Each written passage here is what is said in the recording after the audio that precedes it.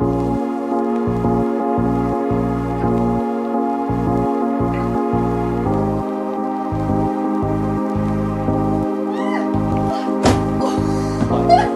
is just always mysterious and surprising. You never know what's around the next corner. You never know what's around the next corner.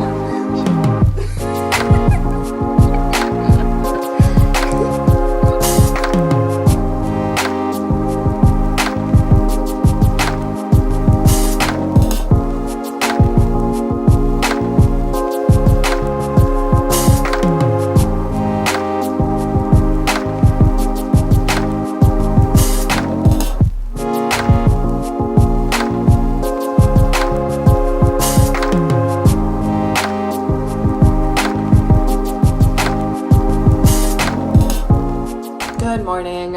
I still haven't had my coffee, but I'm gonna go through some step-by-step ways to get into a headstand. Use a wall. This should always be without pain.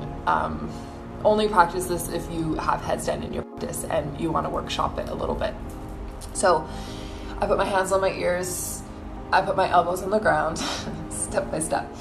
I put my hands down and then I clasp my hands. I like this. Some people do it like this. Some people have it like this. I like this because I can squeeze, and that comes in handy later when you need to wrap your shoulders onto your back.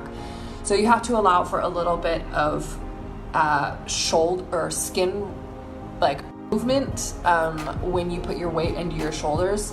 So that's why I like to have the positioning with my hands on my ears so that my elbows are a little bit closer into my body. A lot of people go like this and they'll put their elbows down, arms down, and then they'll clasp like this, but I find that this is too wide for me, and then when my skin does roll out, it's even more wide. So for me, this works a bit better. Okay, and then I put my head between my hands.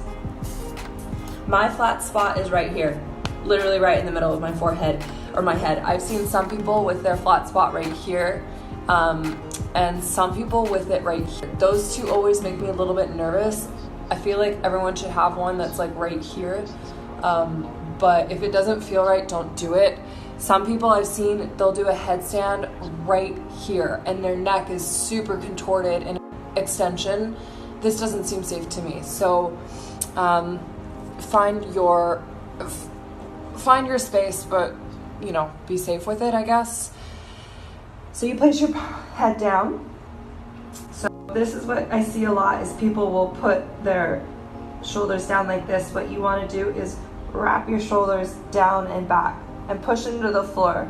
So you should actually be able to lift your head up off of the ground at any time. So you push in and your head can actually lift up at any time.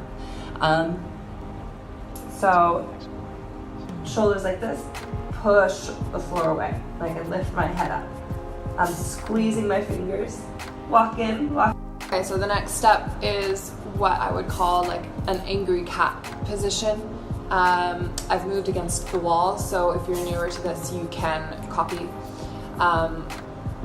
What it is pushing into the floor so much that it rounds your back, and what's gonna happen is it's an integration of your ribs into your body. So you place your palms down exactly how you need to. This is all already explained. So you put your head between your arms, yeah? And this is what I see a lot of people will come up and they're already collapsed like this. You don't want to be collapsed. What you want to do is integrate your ribs into your body. So it's like you're doing a cat position with your arms down onto the ground, but you're going to maintain that as you put your head down. Okay? So you go from here, and then you wrap your body into the ground, or wrap your ribs into your body. And then with that, you can straighten your legs. You can walk in, and you can bring one knee up. You can bring the other knee up. You can bring both knees up.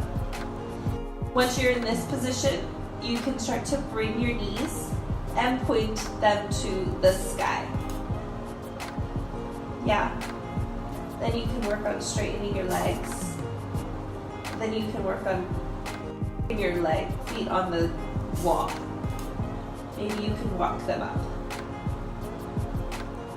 Maybe you don't need the wall and you can just balance. Yeah.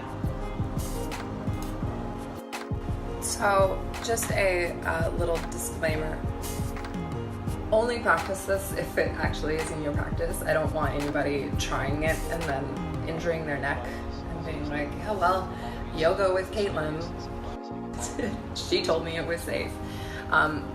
There should be no neck movement at all when you're upside down.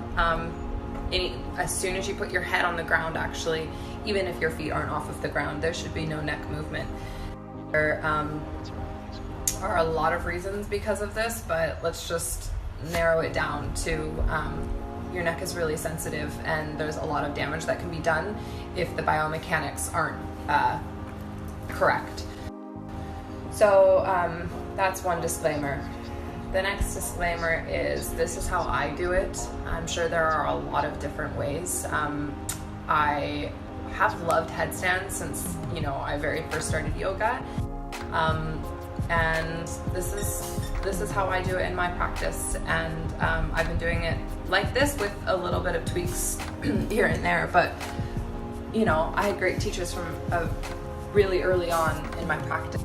And I learned a lot of really great tips, and these are a lot of them. So shout out to One Yoga Vancouver and all the wonderful teachers that teach there. So anyways, let me know if you have any questions. It's perfectly great to practice at any step of these poses. So if you don't have a full headstand in your practice, get it right from the very beginning and up. Start with just putting your head on the ground and not taking your up off the ground. Just see how it feels to have the pressure on your head. Start there. And then eventually when you're ready to go up, your body will just take you up. So if you're having to force it, then you're not quite ready for headstand. So just remember that your body has practiced enough yoga, you've built up that strength, your body's gonna naturally want to go into headstand. I know that sounds kind of weird, but it's true. When I was ready for headstand, my hips stacked so well over my head that my legs just lifted right up, and it wasn't much effort. So see the post see the story about all the alignments once you are up. I might do another video about that, but this is